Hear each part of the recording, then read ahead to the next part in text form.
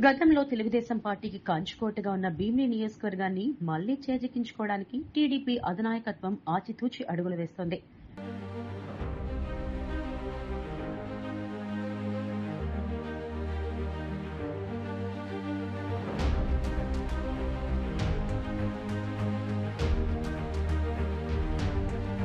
నియోజకవర్గం నుండి వైసీపీ అభ్యర్థిగా ప్రస్తుత ఎమ్మెల్యే ముత్తంశెట్టి శ్రీనివాసరావును ఎంపిక చేయడంతో తెలుగుదేశం పార్టీ ఈ సీటు విషయంలో ఆలోచనలో పడింది.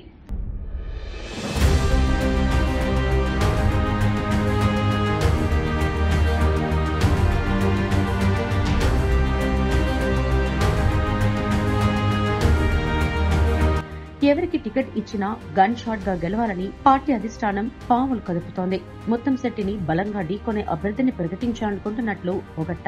ప్రస్తుతం టీడీపీ భీమిలి నియోజకవర్గం ఇన్ఛార్జ్ గా వ్యవహరిస్తున్న కోరాడ రాజుబాబుకు నచ్చచెప్పి ఈ నియోజకవర్గంలో గతంలో ఎమ్మెల్యేగా గెలిచి మంత్రి పదవిని అలంకరించిన గంటా శ్రీనివాసరావుకు టికెట్లు ఇచ్చే అవకాశాలున్నాయని రాజకీయ విశ్లేషకులు భావిస్తున్నారు. గంటాకు విజయనగరం జిల్లా చీపురపల్లి వెళ్లాలని ఇటీవల టీడీపీ అధిష్టానం కోరినప్పటికీ అందుకు ఆయన నిరాకరిస్తున్నట్లు తెలిసింది. ఒకవేళ గంటా చీపురపల్లి వెళితే భీమిలిని గతంలో విశాఖపట్నం నియోజకవర్గం నుండి ఎంపీగా టీడీపీ తరఫున పోటీ చేసిన శ్రీభరత్ కు కేటాయించవచ్చని తెలిసింది. వైసీపీ తరఫున బరిలో ఉన్న ముత్తంశెట్టి ఆర్థిక అంగబలం దృష్టిలో పెట్టుకుని సమీకరణాలకు అనుగుణంగా టీడీపీ అధిష్టానం నిర్ణయం ఉంటుందని రాజకీయ నాయకులు భావిస్తున్నారు. ఏది ఏమైనా 2 రోజుల్లో భీమిలి నియోజకవర్గం టీడీపీ టికెట్ కేటాయింపునకు ముక్తాయింపు పలకాలని టీడీపీ భావిస్తున్నట్టు విశ్వసనీయ వర్గాల సమాచారం.